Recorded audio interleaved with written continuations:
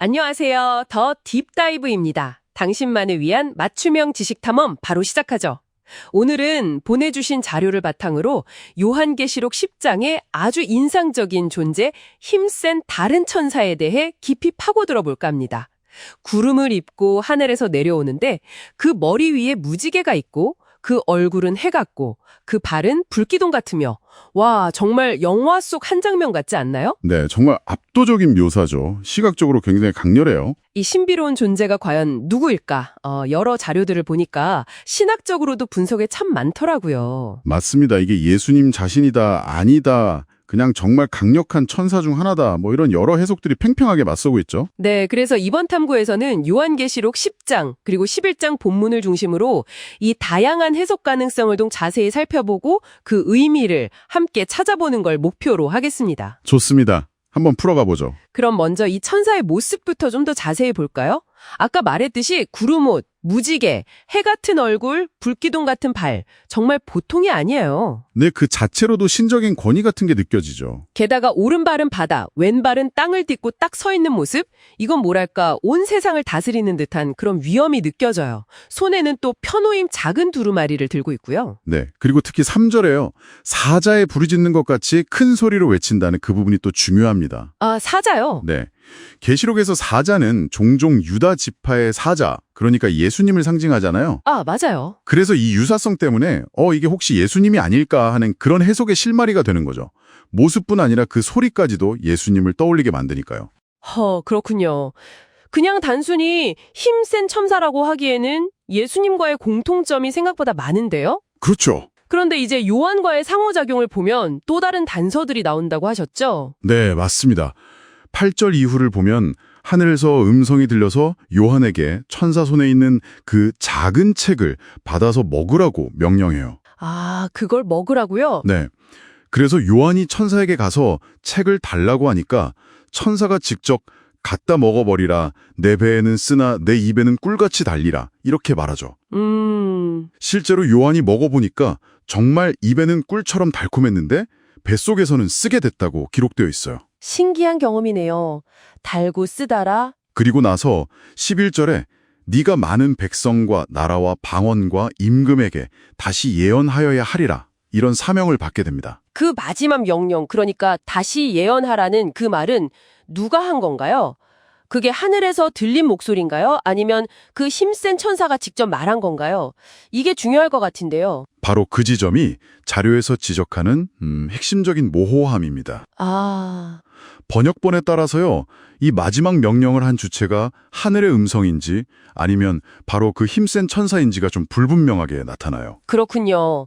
만약 천사가 직접 명령했다면 그건 예언의 사명을 주는 권위 있는 존재라는 느낌을 확 주는데요. 그렇죠. 상당히 중요한 포인트가 됩니다. 그리고 이 천사의 역할이 10장에서 끝나는 게 아니죠. 바로 다음 장, 11장으로 넘어가면 또 다른 실마리가 나온다면서요? 네, 그렇습니다. 11장 시작 부분에서 요한이 지팡이 같은 갈대, 그러니까 측량 도구를 받거든요. 네. 정황상 보면 이걸 아마 그 힘센 천사에게서 받은 것으로 보여요. 그리고 성전과 제단, 경배하는 자들을 측량하라는 명령이 이어지죠. 측량하라. 그리고 결정적으로 11장 3절에서 내가 나의 두 증인에게 권세를 주리니 라는 말씀이 나옵니다. 아, 나의 두 증인. 네, 바로 이 나의 두 증인이라는 표현이 자료의 핵심 주장과 연결되는데요. 자신의 증인에게 권세를 주는 분은 오직 하나님, 즉 예수님뿐이라는 해석인 거죠. 그렇다면 만약 이 선언을 그 힘센 천사가 직접 했다면? 네, 그렇다면 그 천사가 예수님일 가능성이 아주 높아지는 겁니다. 아하. 하지만 이것도 역시 아까 말씀하신 것처럼 누가 말했는지가 불분명하다는 그 문제가 여전히 있는 거군요. 하늘에서 들린 음성일 수도 있고요. 그렇습니다. 바로 그 불확실성 때문에 해석이 갈리는 거죠.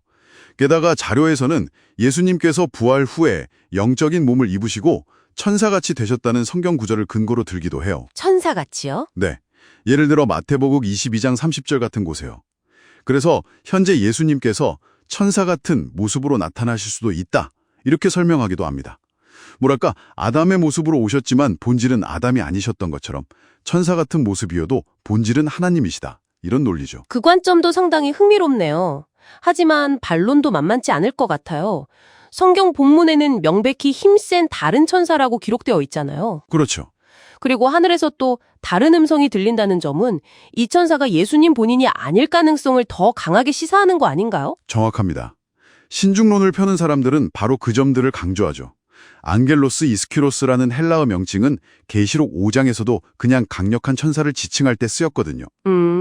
그리고 성경 전체를 보면 하나님의 영광을 대신 나타내거나 그분의 메시지를 전하는 강력한 천사들이 종종 등장합니다. 네, 그렇죠. 가브리엘 같은 천사도 있고요. 네. 그래서 이 천사 역시 예수님 본인이기보다는 그분의 권위와 영광을 대리하는 아주 특별한 천사일 수 있다는 해석도 충분히 가능합니다. 또 천사같이 된다는 말이 반드시 천사가 된다는 뜻과 동일하지 않을 수도 있고요. 그렇다면 이 모든 논의들을 종합해보면 뭐랄까 결론 내리기가 참 어렵다는 거네요. 어느 한쪽으로 딱 단정하기가요? 맞습니다. 자료들의 결론도 결국 그거예요. 이 신센 천사의 정체에 대해서 단정하기는 어렵다. 굉장히 신중한 입장이죠. 네. 천사라는 명칭이 쓰였으니 문자 그대로 강력한 천사로 보는 게 안전할 수도 있고 또 여러 유사성을 보면 예수님으로 볼 여지도 충분하고 결국 양쪽 가능성을 다 열어두어야 한다는 겁니다. 어쩌면 이 논쟁 자체가 우리에게 중요한 점을 시사하는 것 같아요. 단순히 정답이 뭐냐를 찾는 걸 넘어서요. 바로 그겁니다. 이 신학적 논의가 왜 우리에게 중요할까요? 자료들을 통해 볼 때 어쩌면 핵심 통찰은 이 천사가 누구냐는 그 정체성 자체보다도 요한계시록이 신적인 존재를 드러내는 그 방식 자체에 있을 수 있다는 생각이 들어요. 방식이요? 네. 그러니까 압도적인 영광과 권능을 보여주면서도 의조적으로 해석의 여지를 남겨두는 거죠.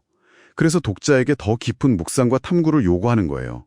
어쩌면 메시지를 전달하는 천사를 넘어서 그 메시지 자체와 그 근원이신 하나님께 더 집중하게 만들려는 그런 문학적인 장치일 수도 있고요. 아, 정보를 그냥 주는 게 아니라 더 깊이 생각하게 만드는 도전이라는 말씀이시군요. 네, 그런 셈이죠. 마지막으로 청취자분들께 한 가지 더 생각해볼 거리를 던져보고 싶습니다.